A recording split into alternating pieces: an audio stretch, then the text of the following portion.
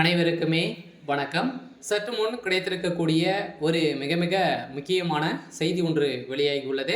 சற்று முன் செந்தில் பாலாஜி வீட்டில் சிக்கிய முக்கிய டைரி 7 ஆண்டு திகார் சிறையில் அடைப்பு, இது மாதிரி பார்த்தீங்கன்னா செய்திகள் வெளியே இருக்கு.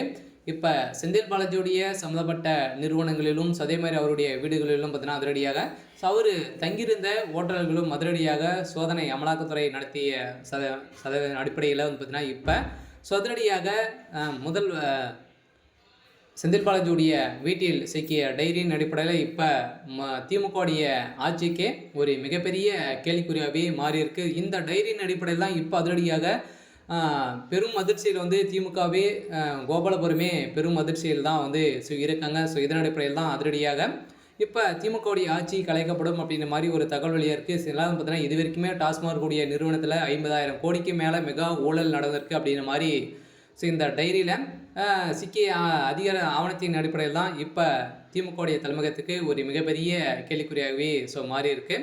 இதை பற்றி இந்த வீடியோவில் நம்ம முழுமையாக பார்க்கலாம். அதுக்கு முன்னாடி நம்ம சேனலுக்கு இப்போ தான் நீங்கள் முதல் முறையாக வந்திருக்கீங்க அப்படின்னா மறக்காமல் நம்மளுடைய சேனலை சப்ஸ்கிரைப் பண்ணி சப்போர்ட் பண்ணுங்கள். இப்போ பார்த்தீங்கன்னா செந்தில் பாலாஜியுடைய வீட்டிலும் அதே மாதிரி எம்பி ஜெகதரட்சனுடைய வீட்டிலும் பார்த்தீங்கன்னா ரைடுகள் தொடர்ந்து 3 நாட்களாகவே 20க்கும் மேற்பட்ட இடங்களிலும் அதே மாதிரி அவருடைய நண்பர்களுடைய வீட்டிலும் நடந்த ரைடின் அடிப்படையில் இப்போ பார்த்தீங்கன்னா முக்கிய ஆவணங்கள்லாம் சிக்கியிருக்கு. மீண்டும் மீண்டும் பார்த்தீங்கன்னா சிக்கியிருக்கக்கூடிய நிலையில் தான் செந்தில் பாலாஜி அவர்கள் ஏற்கனவே நிபந்தனை அடிப்படையில் தான் ஜாமீன்லே இருக்கார்.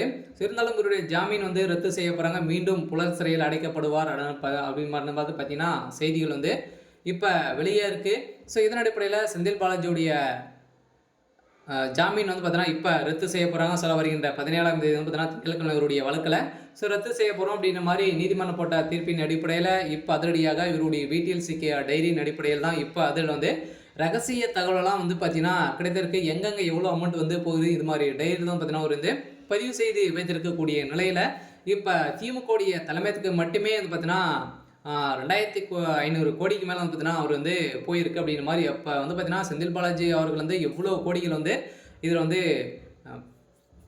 லஞ்சமாக பெற்றிருக்காரு, எவ்வளோ ஊழல் செய்திருக்காரு அப்படின்ற மாதிரி வெளிச்சம் போட்டு காட்டக்கூடிய நிலைக்கு தான் இப்போ தள்ளப்பட்டிருக்காங்க. இருந்தாலுமே மீண்டும் மீண்டும் திமுக இருக்கக்கூடிய அமைச்சர்களும் எச்சரிக்கை விட்டுருக்காங்க. பார்த்தீங்கன்னா கன்ஃபார்மாக திமுகவில் முக்கிய புள்ளிகள்லாம் இதில் சிக்க போகிறாங்க. பார்த்தீங்கன்னா சிக்கக்கூடிய ஆட்கள் அனைத்துமே ஒரு முக்கிய புள்ளியாக தான் இருக்காங்க. செந்தில் பாலாஜியுடைய பதிவும் பறிக்கப்பட்டிருக்காங்க.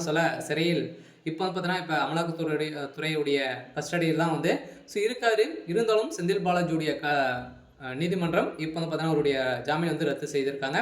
சரி, ஓகே. எனக்கான அப்டேட் இதுதான். மறக்காமல் நம்மளுடைய சேனலை சப்ஸ்கிரைப் பண்ணி சப்போர்ட் பண்ணுங்கள். தேங்க்யூ.